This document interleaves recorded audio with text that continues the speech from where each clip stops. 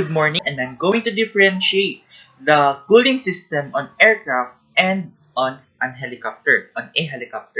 So, first let's go to the air cooling on an aircraft. So, on aircraft air cooling, it is accomplished by air flowing into the engine compartment through opening in front of the engine cowling. So, the expulsion of hot air takes place through one or more openings in the lower aft of the engine cowling. The outside air enters the engine compartment through an air inlet behind the propeller hub and buffers direct it into the hottest part of the engine, primarily the cylinders, where it has fins that increases the area exposed of the airflow. So the baffles routes the air over the fins, which is attached to the engine cylinders and other parts of the engine, where the air absorbs the engine heat.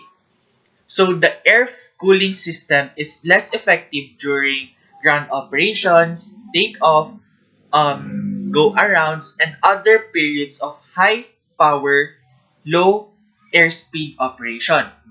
On the other hand, the the simplest form of cooling on helicopters is by ramp air.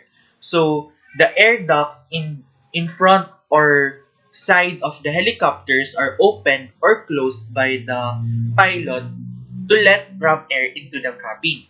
So this system is limited as it requires forward airspeed to provide airflow and also depends on the temperature of the outside air.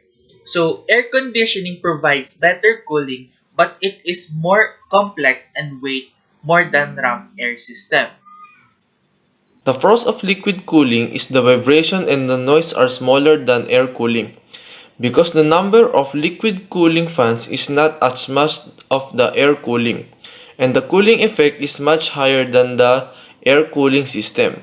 The floor area is small and the placement requirements are very low, as long as the water discharges completely in the winter and it can be completely placed in the open air. The cons.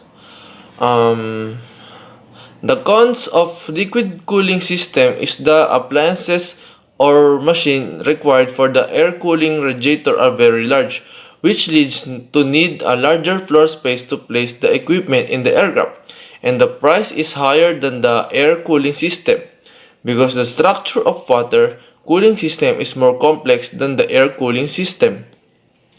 There is an extra level of working fluid, which also leads to the poor reliability of water cooling system. That's all, sir, the pros and cons of aircraft cooling system of aircraft. Thank you so much, sir. First, let me hop out the motherfucker. Porsche, I don't want it if that air don't